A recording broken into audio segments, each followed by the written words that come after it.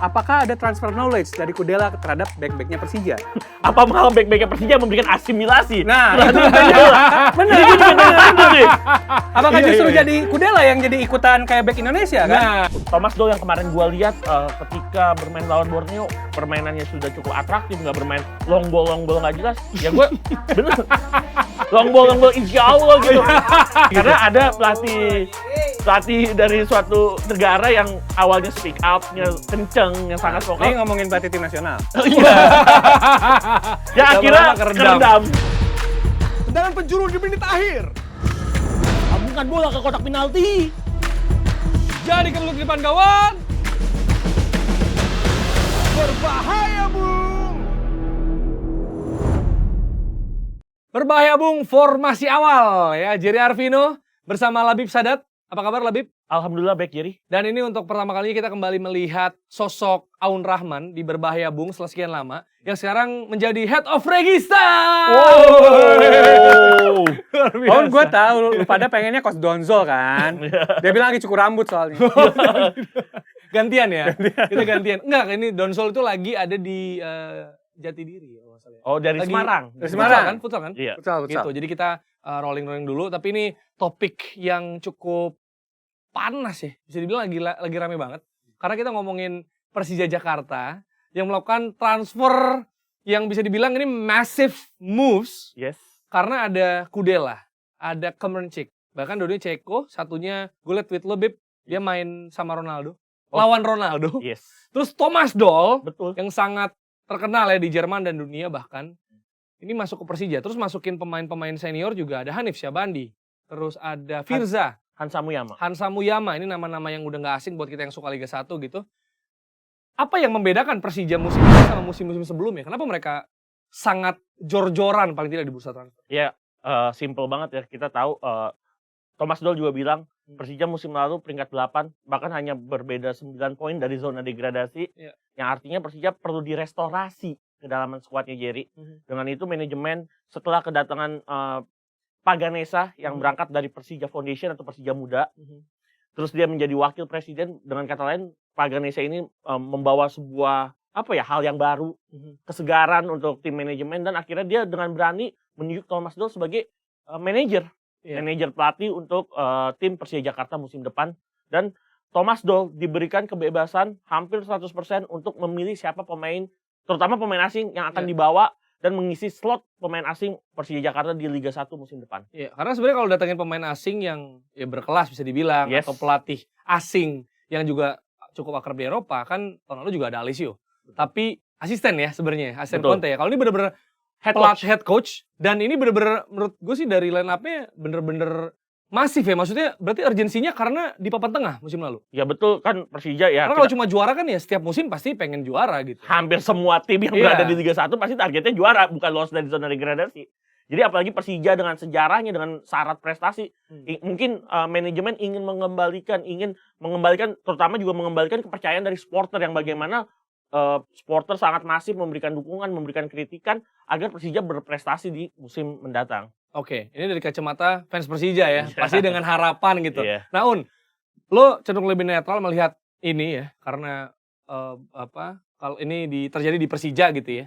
Bagaimana lo ngelihat geliat transfer mereka? Karena sebenarnya kalau kita bilang transfer, ya tim-tim lain juga berbenah dan ada banyak blockbuster di lain gitu. Tapi ini masif gua rasa, karena bukan cuma lokal ya, tapi pelatihnya juga bahkan. Yang gue pertanyakan justru adalah sebenarnya tujuannya datangin pemain-pemain dan juga Thomas Doll ini apa gitu. Tujuan di sini tuh ya tujuan jangka panjang tentunya. Tujuan yang sustain. Karena kalau misalnya datangin 3 nama-nama ini, terutama yang nama Eropa ya. Kalau misalnya lokal, kita paham lah. Kalau Firza karena Rezaldi juga lama absen, terus juga performanya masih belum naik. Hansamu juga karena butuh reinforcement di lini belakang. Tapi kalau misalnya gue tanyakan adalah pelatih asing dan pemain asingnya, tujuannya apa gitu. Karena kalau misalnya dengan melihat profilnya tadi, Thomas Doll ini kan harus diakui berarti pelatih paling top yang pernah kita dapatkan. Karena biasanya tuh ya Mario Gomez asisten, Alessio asisten, Robert Alberts juga bukan pelatih utama di Eropanya gitu. Ini kan benar-benar pelatih top banget gitu. Familiar ya? Iya, familiar gitu. Gue inget maksudnya gue inget namanya dan juga tahu namanya. Makanya ini top banget. Kudela juga demikian, Merncik juga sama. Makanya yang gue pertanyakan, tujuannya apa? Apa tujuannya kalau bukan juara gitu? Dengan pemain kayak gini, dan juaranya harus winnya harus now lah. Kalau dengan squad kayak gini ya. Karena kalau misalnya lu dengan squad kayak gini, lu misalnya ngomongin proses, ngomongin roadmap, ngomongin sustain tuh nggak masuk sih sebenarnya. Karena dengan terutama kalau lihat pemain asing ya. Dengan squad seperti ini, harusnya emang targetnya juga besar, emang niatnya juga bikin super team gitu. Ya, tapi kalau bicara apa yang tadi Aun bahas kan harus sustain ya. Tapi kan emang dari awal ketika kedatangan pemain-pemain ini kan mereka bukan dikontrak cuma setahun doang, Un. 3 musim mereka dikontrak, dengan kata lain. Apakah sama semua? Sama semua, hampir semua. Kan pertama kedatangan dari Thomas Doll, diikuti oleh Kudela dan Kremenchik yang gak lama. Akhirnya mereka dapat kontrak 3 musim, dengan kata lain. Memang Thomas Doll membutuhkan pemain yang tadi gue sepakat dengan kata-kata sustain. Berarti ada yang namanya progres dari musim ke musim. Mungkin di musim ini Persija membutuhkan proses untuk membentuk tim atau mempersiapkan tim, di mana di musim-musim berikutnya Persija bisa lebih berprestasi atau setidaknya minimal menjadi title contender. Ya, kita berbicara, jika kita berbicara juara nantinya, Persija kan pasti bakal bermain untuk di minimal kualifikasi Liga Champions Asia atau enggak Piala AFC. Itu mungkin target jangka panjangnya Persija. Berarti yang mau gue tanyakan sama lu adalah, kalau misalnya musim ini, let's say, Yes. bahkan sama posisinya 8 besar, gak masalah dong? Ya, nggak masalah, karena memang dari awal Paganesa sebagai wakil presiden memang cukup cakap ya, maksudnya cukup speak loud, membahas Persija ini. Supporter harus percaya dengan Thomas Doll. Jadi menurut gua kita 8 besar dengan bermain ala Angelo Alisio ataupun ala Coach Sudirman musim lalu, dengan ala Thomas Doll yang kemarin gua lihat ketika bermain lawan Borneo, permainannya sudah cukup atraktif, nggak bermain long ball nggak jelas. Ya gue bener long ball insya Allah gitu. Insya Allah football. Insya Allah. Dari kaki ke kaki. Jadi gue no problem. Tapi memang tadi Aun bilang dengan squad seperti ini harusnya menghasilkan sesuatu. Iya dong. Kalau gue pribadi, mungkin dengan squad seperti ini, dengan apa yang diberikan atau ditawarkan oleh Thomas Doll, minimal Persija bisa 5 besar kok. Oke, di lock ya. Labi bilang 5 besar. Minimal 5 besar. Persija belum pakai pemain full, belum juga pakai pemain asing ya selama di Piala Presiden yang memang Thomas Doll juga tidak interest terhadap turnamen ini. Oke, berarti ini kaitannya sama roadmap ya. Ketika dibilang roadmap, berarti akan ada proses di sana. Betul. Hashtag percaya proses, hashtag percaya progres. Betul ya kan? Percaya proses. Percaya proses. Jadi kaos. Iya, jadi jualan tuh. Jadi sebenarnya kalau dari fans Persija pun, jadi don't expect too much maksud lo. Betul. Jadi jangan berharap tinggi karena ini adalah proses. Jadi kalau sekarang bolehnya 5 besar aja. Ya minimal 5 besar atau enggak sebagai, ya kita tahu lah 5 besar di Liga Indonesia kan title contender hitungannya udah. Oh iya. Kita berbicara musim kalau lalu. Poinnya tipis ya. Ya poinnya pasti tipis-tipis, beda 1-2 poin. Tapi ngelihat skuad seperti ini memang harusnya Persija minimal paling rendah mungkin sebagai calon juara aja dulu. Di musim ini mungkin. Kalau calon juara tuh itu gak proses dong, Bim. Tapi kan kalau tujuan itu kan ada proses. Ada tujuannya. Kalau proses itu lu bakal bilang, nih nanti pemain-pemain saya back Persija mainnya kayak Kudela semua. Nah, itu proses. Kalau hasil result itu bukan proses. Oke, gua revisi. Goals-nya mungkin. Goals-nya. Goals. Jadi dari lu tahun ini belum untuk juara mungkin masih belum ya. Nah, yang gua pertanyakan, Jer, apakah semua fans Persija berpikir progresif seperti Labib gitu? Karena ini contoh ya. Ini pertandingan kita Persija tuh ya, pertandingan Persija nggak bagus lah di Piala Presiden gitu. Betul. Terlepas yang 2 pertandingan pakai pemain muda. Ya, anggap aja resultnya jelek. Iya. Semua supporter dan juga tekanan itu masih kecil karena apa? Pramusim. Betul. Pertanyaan gua, apakah Thomas Doll akan tetap dapat dukungan yang sama ketika nanti Liga jalan 3 pertandingan aja atau enggak 5 deh? Atau terjauh paruh musim? Iya, paruh musim. Apakah tetap dapat support? Apakah tetap dapat soal yang sering juga banyak berseliweran di TL ya, soal di timeline gitu, soal proses, soal roadmap, apakah tetap bakal dibahas itu juga? Karena yang kejadian kan seringnya pelatih dijudge dari beberapa pertandingan awal kan. Terus juga apakah punya kesabaran sampai segitu gitu? Karena situasinya pasti beda antara Piala Presiden dengan Liga. Apalagi kalau Liga, bagaimana lu lihat tim-tim lain, tim-tim besar lain di Liga Indonesia ternyata mainnya bagus gitu.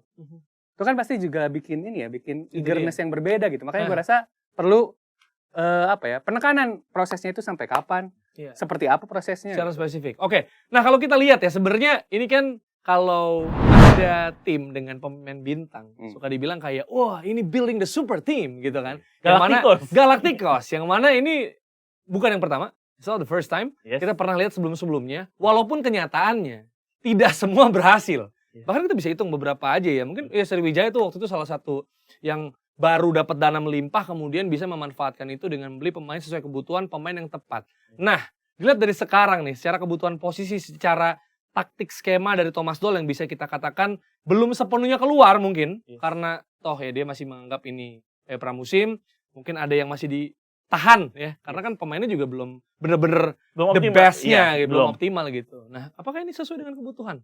Ya Kalau dari kacamata fans misalnya. Misalkan dari lubang-lubang musim lalu ya. Ya, jelas kalau berbicara musim lalu apa yang terjadi di Persija kan memang lemahnya itu di salah satu organisasi permainan di lini pertahanan ya. Oke. Memang Persija nggak bisa mengandalkan seorang Andri Tani secara 34 pertandingan tanpa kebobolan kan itu nggak mungkin, itu terlalu naif. Yang mungkin dari situ Persija mencoba mendatangkan seorang Kudela yang bagaimana dengan kualitasnya bersama timnya Slavia Praha dan timnas Ceko, dia mencoba mungkin memberikan rasa nyaman di lini pertahanan dari tim Persija Jakarta. Terus juga Kremenchik mungkin diplot sebagai pengganti atau suksesor seorang Marco Simic dan dua pemain yang masih tanda tanya siapa pemain asing, maksudnya dua pemain ini pemain asing ya, yang menggantikan nama-nama yang musim lalu akhirnya hengkang dari Persija Jakarta. Mungkin ya ini yang terbaik dari Thomas Doll dan juga mungkin Pak Ganesa sebagai Wapres dan juga Pak Prapanca juga pasti ada suatu rapat internal. Pasti Persija akan mendatangkan pemain-pemain yang memang mereka butuhkan. Oke. Kalau menurut lu ini yang mereka butuhkan? Gue jujur ya, gue cuman impress sama Kudela sebenarnya. Kenapa tuh? Karena memang dibutuhkan. Yes. Jadi ini ngomongin pemain asing atau semua transfernya? pemain asing ya. Pemain asing. Pemain ya? asing dan sebenarnya semua transfer. Semua transfer. Jadi gini. Berarti termasuk pemain lokalnya? Termasuk pemain lokal. Oh, wow. Jadi gini, ini pandangan gue. Sebenarnya ya awalnya gue merasa Persija musim lalu itu kurang di bagian defense tuh di organisasi dan juga karena banyak pemainnya yang sudah uzur di lini pertahanan. Tapi ternyata permasalahannya tuh lebih akut dari situ. Yang sering jadi masalah Persija itu sebenarnya adalah pressing resistance di lini pertahanan. Nah, maksudnya tuh gini, ketika lini pertahanannya Persija ditekan sama lawan, nggak bisa keluar. Sementara pemain paling bagus dari Persija yang bisa keluar dari pressing cuma satu. Itu Dutra. Karena Dutra dia akan keluar di pressing dengan bawa giring bola keluar. Sementara back-back Persija yang lain ketika ditekan, panik. Kalau misal mau contoh paling kecil, atau contoh paling baru gitu ya, waktu kebobolan lawan Sabah. Itu kan ditekan. Terus ditekan organisasi buyar. Nah, sebenarnya yang emang harus dilakukan oleh Persija adalah nambah pemain di lini pertahanan yang bisa pressing resistant kayak Dutra. Yang gue lihat Kudela bisa. Tapi di sisi lain itu juga memang maksudnya ini jadi masalah karena tim-tim lain di Liga 1 nggak kayak gitu. Yang terutama posisinya di atas Persija. Let's say dua besar yang jadi title contender deh, Persib sama Bali United. Persib back-backnya Ahmad Yufrianto dan juga Nick Kuipers itu bisa pressing resistant karena bisa ngalirin bola. Ditambah ada Mark Locke di depannya. Bali United sangat kebantu sama Berwan Nuri. Nah, Persija musim lalu nggak ada yang kayak gitu. Jadi ketika lini pertahanannya ditekan, ya buyar langsung. Makanya mereka kalau misalnya ngecek statistiknya, antara ngegolin dan juga kebobolan, itu nggak jauh kan? Beda tipis. Karena mereka ya ngegolin iya, tapi kebobolan juga iya gitu. Walaupun sometimes still win the game gitu, tapi kan tetap aja. Tapi itu emang ngebahas ini Aun cukup menarik ya, gue ngeliat karena memang pressing resistance-nya Persija hingga akhirnya menaruh seorang Rohit Chen sebagai center back. Berarti lu setuju, Bib? Gue emang tentang pressing resistance itu kalau ini gue sepakat. Emang pressing resistance-nya Persija jelek. Dari GA-nya Persija yang cukup buruk ya bisa dikatakan, mencetak gol dengan kebobolan hingga akhirnya seorang Rohit Chen yang kalau kita lihat di beberapa pertandingan, contoh pertandingan yang paling krusial melawan Persib Bandung, dia menjadi center back. Seorang DM nggak ada orang yang bisa ngalirin bola. Atau enggak keluar dari tekanan lawan. Karena kalau lu pengen, let's say yang sering jadi dogma nih ya di bola Indonesia, pengen main dari kaki ke kaki. Cara paling awal itu adalah lu punya defense yang kuat dan pressing resistant yang bagus. Sehingga bisa build up ke depan. Bisa build up. Dan build up-nya beneran build up ya, bukan diplangin ke depan. Kalau di lambung ke depan ya itu mah Indonesian way dong. Itu dia. The Indonesian way. Direct pass ya. Direct pass insya Allah. Insya Allah dapat lah. Iya. Yang mana tadi kalau udah disebut nama Otavio Dutra, ada masalah mungkin injury prone juga. Ya, usianya juga kan udah nggak seseger itu. Usianya udah 38 tahun, 39 tahun. Dan menurut gue itu harus diganti oleh pemain yang lebih segar dengan Kudela ya, walaupun Kudela juga sebenarnya nggak muda-muda amat 35 tahun. Tetapi mungkin center back 35 tahun yang masih bermain untuk timnas ya berbeda. Nah, ngomongin proses tuh kayak gitu. Pertanyaannya adalah selanjutnya, apakah ada transfer knowledge dari Kudela terhadap back-backnya Persija? Apa malah back-backnya Persija memberikan asimilasi? Nah, itu benar. Apakah Iya, justru iya. jadi Kudela yang jadi ikutan kayak back Indonesia kan? Nah, Nongkrong-nongkrong aja. Nongkrong-nongkrong. oh main di sini kayak gini ya? Ada ini. Oh, ini santai gue gini ya? jujur, gue kan karena gitu ya. Pemain asing tuh datang ke Indonesia tujuannya itu transfer knowledge. Karena jujur gue tidak melihat ada perubahan di gelandang Persib setelah Essien datang, ataupun penyerangnya Madura setelah Odem Winggi main. Oke. Secara kualitas, Iya gitu. secara Karena visi. kan ketika ya kalau misalnya Ronaldinho kemarin kan itu dia fun kan ya, beda ya. Iya. Kalau ini dia Oh, main. itu fun ya, Itu Ronaldinho fun, ya? itu fun. itu gua fun. Itu fun. Rap-rap gitu mainnya. Itu fun. Katanya fun. Ronaldinho itu fun. Bukan rap-rap. Gua kira lagi playoff promosi. Gue kira maksudnya kan Ronaldinho didatangkan ya. Ya. Bahkan trofeo aja, ini kita melipir dikit ya. Trofeo aja namanya Ronaldinho. Iya. Kan kita berharap ada aksi elasiko Iya. atau aksi-aksi Gua ngerti dari jaring-jaring skill itu loh. individu. Iya. Tapi kok dia minta bola nggak dioper ya? Ini gue lihat-lihat cuma pengen memberikan ini kita bicara intermezzo doang ya. Mungkin para pemain yang berada di lapangan melihat Ronaldinho tuh scouting kali buat dibawa ke Liga Brazil kali ya. Kayaknya pengen aksi dibawa ke Brazil. Satu-satunya pemain yang bermain fun cuma Arthur Irawan. Sepakat. Oh, Panenka. Panenka dia. luar Itu biasa. dia fun berarti. Karena kalau kan banyak di TikTok juga ya, ada sekitar 4 passing Ronaldinho ya, Ya, key iya pass. loh. Kayak pasnya cuma 4 doang. Ya, walaupun pas udah mau finishing, oink. Makanya. Nah, maksudnya Sayang kita sekali. kembali lagi. Oke.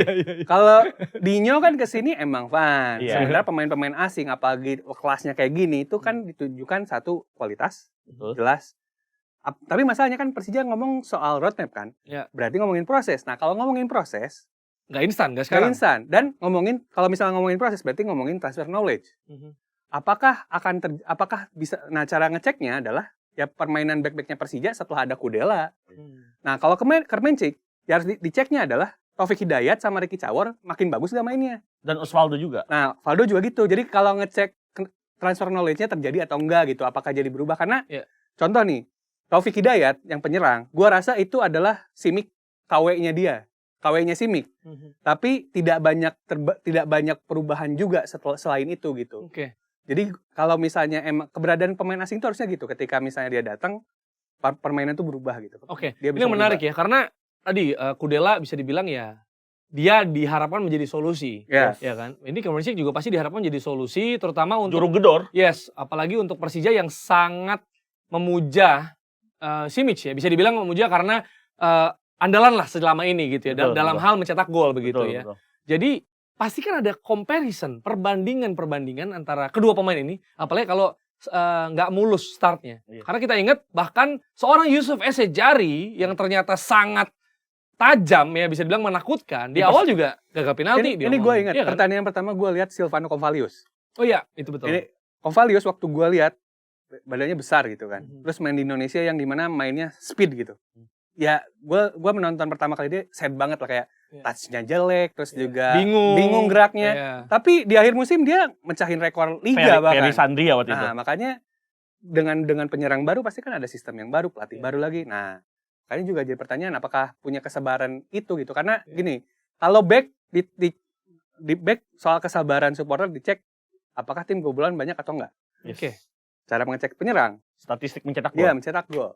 Gol tetap jadi Tapi ya memang indikator ya. seharusnya supporter ya, terutama ya, jika ya kita bicara what if Persija tidak sesuai dengan maksudnya dengan kedatangan para pemain berlabel bintang seperti Kermencik, Kudela juga, kalau misalnya memang belum maksimal kan, tapi Persija udah menekankan kalau ini berbicara proses. Berarti jika tidak sesuai dengan ekspektasi, berarti memang harus membutuhkan beberapa pertandingan lagi dari anak asuh dari Thomas Doll tentunya. Iya, tapi memang bisa dibilang resiko bermain di klub besar, memiliki banyak supporter loyal, Yes. pasti ada ekspektasi. Betul. Pasti ada pressure yang terjadi. Betul. Yang gua rasa juga kayaknya mereka-mereka yang akhirnya memutuskan berkostum macan kamera, mereka paham betul bahwa tekanan itu banyak. Terutama di media sosial. Yes. Bahkan pemain tim nasional juga media sosial kan yang diserang kan. Pasti Padahal dong. berusaha keras untuk bangsa gitu ya. Iya.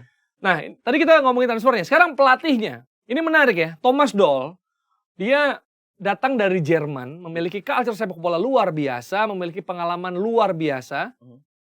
Dan dihadapkan pada beberapa hal di Indonesia yang sepertinya tidak ideal.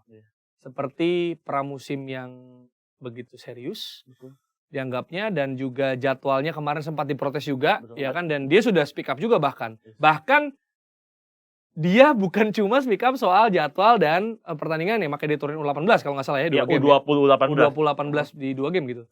Tapi juga lapangan. Ya kan? Lapangan latihan yang dibandingkan sama kebon. Ini tempat perah sapi. Ngangon sapi. Iya. Tapi itu tuh gitu ya, kalau gue ngelihat komentarnya Dol itu ibaratnya pelatih-pelatih asing lain tuh kayak pengen bilang ke Dol gitu, lu baru nyebur, gue udah basah gitu.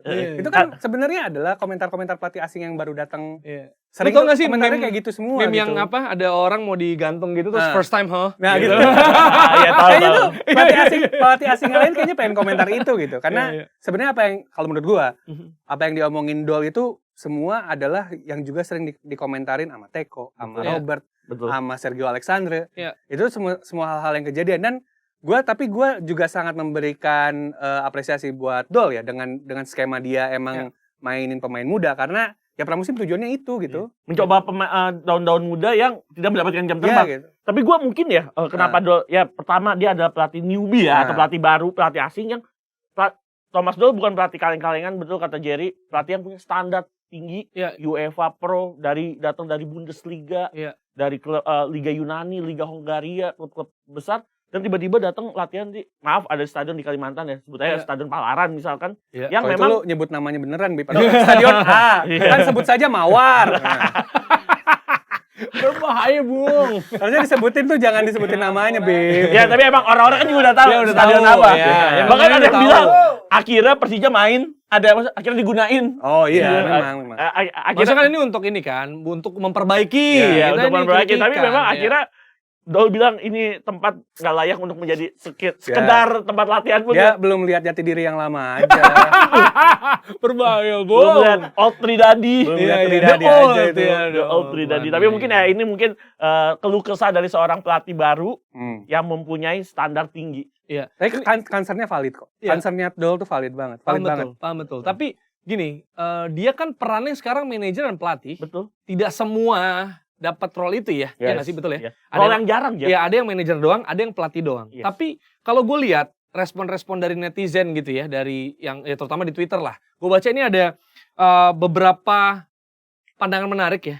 Ada 2 sih, ini berlainan. Yang pertama bilang, lebih baik Dol fokus urus internal aja. Jadi fasilitas latihan, strategi, komposisi pemain, urusan eksternal, soal lapangan jelek, soal wasit, soal harus naik barakuda katanya. Itu mau gak mau harus adaptasi. Karena mengeluh hanya buang-buang energi. Itu dari si A ya, gue lupa siapa. Nah, ada juga yang bilang, kalau fasilitas aja nggak menunjang bisa berpengaruh sama plan dan eksekusi. Betul. Tapi menormalisasi kebiasaan jelek itu justru berbahaya. Gak apa-apa, itu mah lumrah di sini. Harusnya memang kalau ada orang yang vokal B lah. Ya gue sepakat sama yang B. Karena faktor internal dan faktor eksternal ini berkesinambungan ya, Ul. Punya hubungan. Jadi benar kalau misalkan ketika latihan tidak maksimal, ya result di pertandingan resmi atau di liga nanti di pekan 1 hingga 3-4 juga nggak maksimal. Tapi poinnya adalah ya bukan cuma Dol yang bisa ngubah ginian gitu. Harus satu ekosistem. Kalau misalnya ngandelin Dol ya nggak bisa lah. Harusnya masalahnya kan memang yang sering terjadi adalah ya itu tadi gue bilang, sebenarnya keluh kesah ini udah sering banget lah. Udah sering banget. Gomez udah pernah, Robert udah pernah, terus juga pelatih-pelatih lain lah gitu. Pelatih-pelatih lain tuh udah pernah juga komentar hal yang mirip-mirip lah soal lapangan. Soal lapangan yang kayak pasti dikatainnya mirip kalau nggak kebon, sawah lah. Itu kan udah banyak banget. Nah, pertanyaannya adalah ya harusnya yang melakukan penekanan ini memang bukan pelatih seharusnya. Tapi juga emang di level klub juga harusnya bisa lebih sadar kalau emang butuh infrastruktur untuk bisa catch up next level tuh ya nggak cuman timnya doang, tapi ya satu elemen klubnya untuk bisa bawa ke sana bareng-bareng. Iya, tapi sebenarnya tidak banyak yang beneran speak up, bahkan sampai di press con gitu, pasti kan ada alasan ya kan? Maksudnya apakah dengan dia speak up seperti ini ya, dia newbie datang ke ekosistem yang baru, negara dengan culture yang berbeda gitu, terus speak up, apakah ini bisa cenderung tidak menguntungkan bagi tim yang dibela? Ya kalau berbicara seperti itu kan seperti yang tadi Jerry bilang, nggak paham juga. Maksudnya nggak Maksudnya baik kayak, aduh, juga kamu banyak protes. menormalisasikan hal-hal buruk. Mungkin ya Dol datang itu sih gunanya pemain asing. Jadi dia nggak punya keterikatan, nggak punya bergen terhadap sepak bola Indonesia. Jadi dia memang walaupun dia melakukan apa ya namanya kritikan atau mengkritisi, Gak sungkan. nggak sungkan. Jadi dia nggak takut. Kalau misalnya Belum pelatih banyak mikir. nggak banyak mikir, besok pun mungkin ya pahitnya kalau Dol ditendang dari Persija, mungkin atau kontraknya habis 3 musim lagi. Mungkin dia bikin thread di Twitter. Iya. Mungkin dia nge-spill. Dia nggak peduli dia karena dia bukan orang Indonesia. Yang bahaya itu mungkin pelatih lokal. Nah, yang makanya rada melakukan susah. speak up. Jadi Nah. mungkin pelatih lokal juga akhirnya terima kasih kali. Aduh, ada yang ngomong nih pelatih asing. Iya, walaupun kayaknya abis ini bakal dikasih tahu jangan terlalu vokal ya. Iya. Agak santai. Briefingnya beda lagi. Agak santai gitu. Karena ada pelatih dari suatu negara yang awalnya speak up-nya kenceng, yang sangat Ini vokal. ngomongin pelatih tim nasional. Iya. Ya akhirnya Lama-lama keredam. keredam. Itu dia. Oke, gue dengar beberapa pengakuan dari pemain bahkan di Persija gitu ya, bahwa sistem yang dibawa Thomas Doll itu sangat baik. Jadi di internalnya, ya. Jadi gue baru dengar juga ada pengakuan dari beberapa bilang itu sistemnya bagus, bahkan dia bisa sampai kalau biasa ya, yang kita tahu kan normalnya latihan tuh pagi dan sore gitu ya. Pagi latihan, sekalian ini terus Sore istirahat, lanjut. habis sore lagi. Nah bahkan Thomas Doll ini membawa sistem bahwa lu datang pagi, kemudian ada kayak diukur, ada tes fisik, kutip ya, tes fisik, terus diukur ini itu. Nah dia melakukan latihan, terutama fisik, treatment latihannya sesuai dengan masing-masing pemain. VO to max masing-masing pemain. Masing-masing pemain. Jadi kayak misalnya ada yang butuh kecepatan ya lu lebih drillnya apa, lu touch-nya. Jadi bener-bener spesifik. Itu dia yang bawa dari Jerman ke Indonesia. Gitu. Bahkan ya makanya mereka seneng gitu. Ibaratnya bahkan ada yang kalau lebih frontalnya bisa bilang kalau sama Sebelumnya. Sebelumnya atau pelatih tim nasional bahkan capeknya sama tapi ini kerasa banget manfaatnya gitu. Nah, itu yang bisa gue jawab. Walaupun sebenarnya gue akan sangat subjektif ya, karena kan gue fans bola Jerman ya.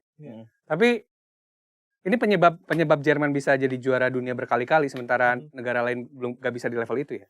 Karena di Jerman itu latihan memang progresif bentuknya. Disesuaikan dengan pemainnya. Kalau misalnya lu kecil, lu nggak akan disuruh ngangkat beban. Tapi gimana caranya speed lu makin maksimal. Ketika badan lu gede, let's say kayak si Mertesacker. Ya gimana caranya tinggi lu tuh berguna buat tim gitu. Itu yang nggak gua lihat di banyak negara lain. Negara lain default semua. Kayak di Itali, bertahan lu harus kayak gitu semua. Template ya? Template. Itu yang mungkin juga jadinya ke pemain kayak nggak pas aja gitu. Kayak lah gua kan main fullback, kenapa gua harus bench press, kan kaget ya. Tapi yang itu yang bikin Jerman salah satu yang bagus. Ya pendekatan juga. Disesuaikan dengan pemainnya seperti apa. Makanya gue pribadi sebenarnya juga ada rasa gue sangat intrig ataupun tertarik untuk melihat Thomas Doll juga, karena gue selalu percaya pelatih Jerman relatif jarang gagal juga di negara lain ya. Ya pelatihnya Selangor juga dari Jerman juga lumayan oke. Karena yang mereka bawa sistem, bukan cuma filosofi. Kebanyakan pelatih bawa filosofi, gak bawa sistem. Sistemnya eksekusi berarti kan. Sementara pelatih Jerman itu diajarin untuk eksekusi gitu. Nah kalau Itali, nah itu beda. Italia itu ngajarin pragmatis, lu nyelesain tugas, gimana caranya biar tugasnya beres. Kalau Jerman, tadi lu udah sebutin kata kuncinya, disiplin. Disiplin ini ngerjain tugas dengan benar, dengan rapi, sesuai sistematis dengan kemampuan lu. Jadi itu penting banget ya. Paling tidak bukan cuma yang terasa di lapangan, tapi juga bahkan sistemnya. Jadi kita belajar bagaimana, seperti ini. Karena orang kan beda-beda ya, arketipe pemain ya. Tadi misalnya Alun bilang Mertesacker gitu. Dia tinggi, sebenarnya tidak terlalu cepat, tapi mungkin dalam set piece-nya bagus.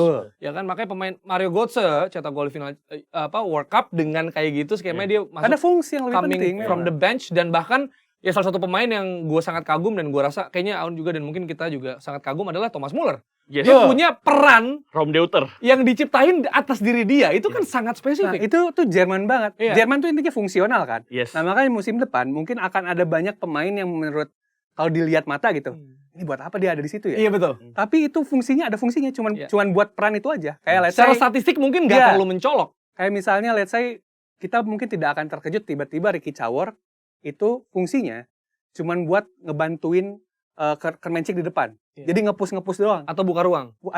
Bisa jadi kayak gitu kan. Atau enggak seorang Rico Simanjuntak yang sekarang bermain lebih ke tengah. Nah, itu juga. Ini role baru dari lebih ke tengah. Karena biasa dia kan winger, main di punya flank. banyak. crossing. Nah. Iya, flank. Sekarang dia main lebih ke tengah kayak Insya Allah seorang. Marco Simic. Iya. gitu kan. Kalau sekarang walau kehilangan seorang bromance yaitu Marco Simic, Bro. dalam 2-3 pertandingan termasuk 2 berarti sama Ya. lawan Sabah. Sekarang Rico bermain agak ke tengah seperti seorang AMF. Nah, Oke. Itu berarti ada sistem Masuk. yang dibawa. Kan karena mungkin Dol tahu Rico pemain kecil, punya speed, coba membongkar nggak dari flank aja tapi dari tengah. karena sebenarnya tuh ya main di tengah itu areanya lebih luas ketimbang di flank. Jadi Betul, lu bisa Paham. ruang. Itu yang bikin akan Konate spesial sebenarnya. Betul, karena kan lagian kalau selalu menyisir dari wing akan sangat tertebak. Betul, Betul. apalagi kalau Tapi udah kalau di ada press opsi, ke arah keluar. Dan kaki yang lemahnya gitu Iya. dipepet di situ gitu ya. Jadi ini akan bagus. Oke, Beb, karena ya lo sebenarnya ada fans Persija gitu ya. Jadi what to expect untuk fans Persija? Ya, Menurut lo dari Thomas Tuchel dan squadnya musim ini? ya untuk fans Persija tentunya Jackmania ya yang sangat loyal, sangat militan mendukung Persija. Harapannya bagi gua lu semua tetap harus rasional dalam mendukung Persija, tetap percaya dalam proses yang coba diberikan oleh Thomas Doll di musim 2022-2023, apapun nanti hasilnya tetap melakukan dukungan yang masif, dukungan yang Spartan untuk Persija, pun harus melakukan kritikannya yang berkelas itu aja. Kritikan berkelas. Iya. Kayak gimana kritikan berkelas? kritikan berkelas? Ya maksudnya ya contohnya misalkan kenapa Thomas Doll tidak tidak memakai contoh mungkin dalam pemilihan pemain. Oke. Contohnya diberikan dalam kata-kata yang baik, dalam melakukan support dalam digital, contohnya mungkin di kolom komentar Persija di berbagai medsosnya. Ya nggak usah kemana-mana berarti ya, ngelebar kemana-mana. Nggak usah ngelebar kemana-mana, Jangan yang serang personalnya. nggak usah mungkin langsung ya. aja ngomong sesuai dengan yang baik-baik aja. Oke. Kalau dari lo mungkin yang mengamati, lihat lo mengamati semua ya secara lanskap gitu. Ini harus dipahami kalau pressure buat Persija mungkin akan makin besar. Betul. Apalagi kalau misalnya nanti ternyata pemain yang didatangkan Persija setelah ini gitu. Iya. Masih ada 2 lagi nih. Masih ada 2 lagi, profilnya gede banget gitu. Udah pasti pressure-nya akan ke Persija. Karena ini justru akan menguntungkan tim-tim lain. Persib yang baru datengin Ciro. Persebaya yang mungkin baru bongkar pasang tim. Yes. Bayangkara juga baru reinforcement. PSIS juga. PSIS justru awalnya ya, yang gua rasain, PSIS tuh ke pressure banget. Tapi ketika Persija datengin Kudela, datengin Kermencik, bisa dilihat di Piala Presiden, mereka jadi lebih lepas kan. Oke. Karena iya. istilahnya bola panasnya pindah. Nah, Awal-awal padahal tegang banget kan? tegang pressing banget. baru Nah. kawal Forte. Nah makanya maksud gua situasi ini mungkin juga akan berat juga untuk semua pihak gitu. Oke. Di kubu Persija ya. Karena udah pasti pressure-nya ke mereka semua. Karena klub-klub lain istilahnya dulu waktu Pogba jadi pemain termahal terus akhirnya Neymar yang jadi pemain termahal kan jadinya ini ya agak ada lebih lepas lah. Iya. Sementara tim-tim lain ini posisinya lebih safety ya karena bola panasnya sekarang di Persija. Oke. Beb, terakhir apakah Persija bisa jadi title contender atau top 3 mungkin? Bisa. Bisa. Title Atau top 3 menurut lo? top 3 dengan title contender sama nggak sih? Iya, maksudnya Iya. iya 2 itu bisa. Bisa. Wow. Aun? Paling ini 5 kayak. Top 5. Top Oke. 5. Menarik. Dan buat yang nonton Berbahaya Bung, kalau punya kira-kira kalau liga dimulai sekarang nih kira-kira akan seperti apa Persija? Atau kalau nggak finishnya? mulai bulan depan ya? Iya. Iya ya. Ups. Ops. Harusnya belum official diumumkan, Iya. tapi di Berbahaya Bung. Kalau Kalaunya. jikalau. Karena kan waktu itu Jikalau juga- telah waktu itu kan- datang. Waktu itu kan pernah juga udah tinggal besok nggak jadi ya. Iya. Jadi kita nggak tahu seperti apa. Yang jelas kita harapkan juga pastinya Macan Kemayoran untuk bisa mengasah taring dan mempertajam cakar ya. Yoi. Untuk Liga 1 kita semakin seru lagi. Betul. Kalau punya pendapat soal Persija dan juga transfernya dan juga pelatihnya dan pemainnya bisa tulis di kolom komentar. Kita ketemu di episode selanjutnya dari Berbahaya Bung.